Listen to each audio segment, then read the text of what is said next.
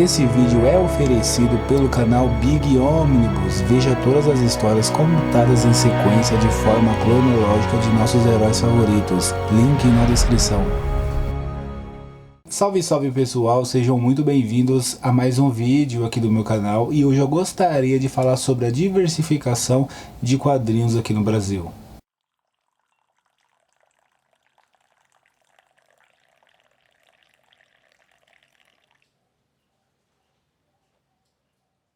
Bom pessoal, já mencionei várias vezes aqui no canal que nós estamos vivendo talvez o melhor momento do quadrinho aqui no Brasil no sentido de variação de materiais. É uma diversificação muito grande, mangás, quadrinhos de super-heróis, graphic novel, quadrinho nacional e etc. Eu acho muito interessante que de fato isso aconteça, que nós tenhamos, na verdade, essa variedade de títulos, porque consegue abranger um número maior de pessoas. Tem pessoas que gostam de mangás, tem pessoas que gostam de quadrinhos de super-heróis, graphic novels europeias, quadrinho nacional, quadrinho coreano e por aí vai. Eu me considero um caçador, um hunter, podemos assim dizer, de novas histórias, histórias interessantes. Eu não fico restrito, por exemplo, somente aos mangás, aos quadrinhos de super-heróis ou até mesmo ao quadrinho europeu. Eu gosto de ler um bom quadrinho independente de qual país esse quadrinho ele é publicado. Sabemos que em cada continente, em cada lugar, os quadrinhos eles são feitos, podemos assim dizer,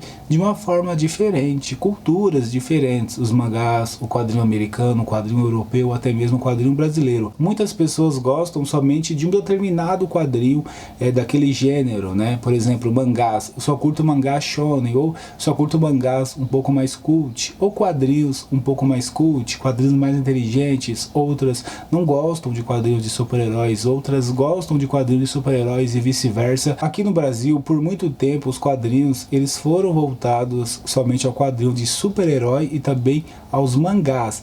Não que hoje seja um pouco diferente. Quadrinhos europeus estão ganhando mais a cena por aqui, até mesmo um quadrinho nacional vem sendo publicado por algumas editoras. Algumas pessoas estão abrindo os olhos para essas leituras e não ficam mais restritas somente a um tipo de quadrinho. Eu acho isso muito bom, porque abre a mente, você perde um pouco dos preconceitos, por exemplo, em ler o quadrinho nacional. Na minha opinião, o quadrinho nacional ele não perde em nada para o quadrinho europeu, o quadrinho de super-herói americano, até mesmo para os mangás. O quadrinho nacional ele é muito bom. Infelizmente, muitos artistas eles não conseguem viver do quadrinho e precisam, por exemplo, trabalhar em outros serviços para poder pagar suas contas, e os quadrinhos eles ficam restritos somente a um hobby. Eu gosto de fazer quadrinhos e vou fazer quadrinhos, mas não para ganhar vida. Em outros países, grandes potências do segmento, percebemos que isso não acontece. Eles levam o quadrinho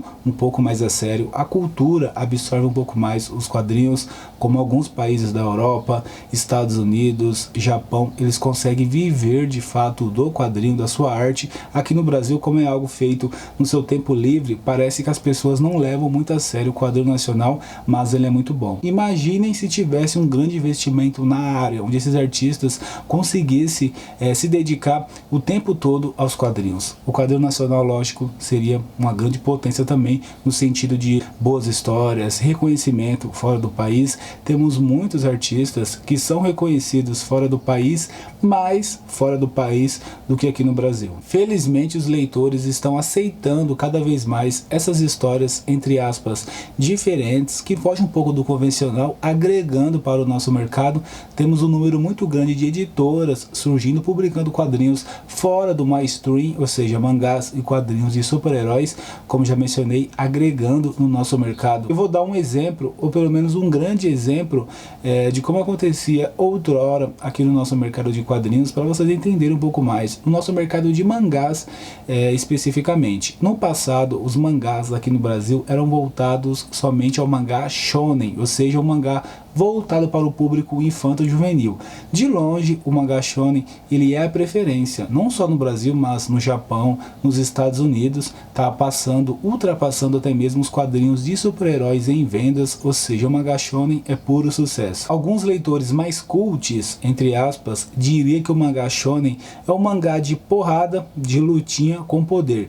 Basicamente, eles não estão errados, né? Boa parte dos mangás shonens, não todos, mas boa parte, traz esse lema, né, da história do super-herói japonês que enfrenta diversos vilões, vai se superando cada vez mais, ganhando força, aumentando o seu poder, enfim. O mangá, ele traz uma certa fórmula. O mangá shonen tem uma certa fórmula, mas vai muito mais além do que isso. Bom, pessoal, o que eu quero dizer com isso é que o mangá japonês não se resume somente ao mangá shonen de batalha, como Dragon Ball, Naruto, Bleach, One Piece, Fullmetal.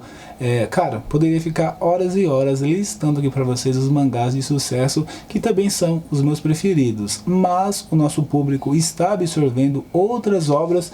Eu vou olhar aqui na estante para não esquecer, como a Yaku, mangás do Junji Ito, que vem fazer o maior sucesso por aqui, Devilman, O Virgem Depois dos 30, O Preço da Desonra, Boa Noite Pum Pum, Uzumaki, Akira, The Ghost in the Shell, Sunny, O Gourmet Solitário, O Homem que Passeia.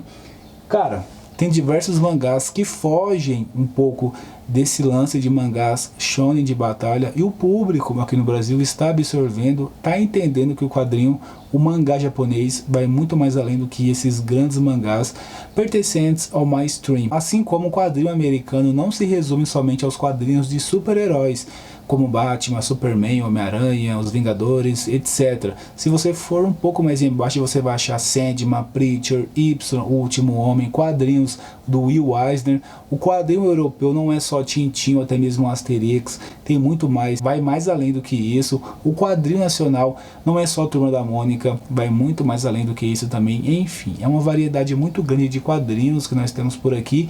Muitos leitores acabam não acompanhando tudo, mesmo porque os valores são absurdos, e acabam focando somente em um tipo de quadrinho, somente mangá, somente graphic novel, somente quadrinhos de super-heróis. Infelizmente, poucos leitores acabam abrangendo todos esses tipos diferentes de quadrinhos sendo publicados por aqui. Mas o bacana é que nós temos público para esses quadrinhos, mesmo que sejam poucos. Nós temos muitas pessoas que estão comprando, estão investindo nesses títulos, muitas editoras surgindo, e espero que isso se propague e cada vez mais tenhamos mais leitores. No futuro próximo, espero eu que nós possamos ganhar mais leitores e não perder mais leitores, como vem acontecendo com os valores e etc. Comentem aqui, pessoal, qual é o tipo de quadrinho que você mais gosta, quais você compra, quais você lê. É mangá? É quadrinho de super-herói? É quadrinho nacional? É graphic novel europeia? Comentem e vamos debater nos comentários.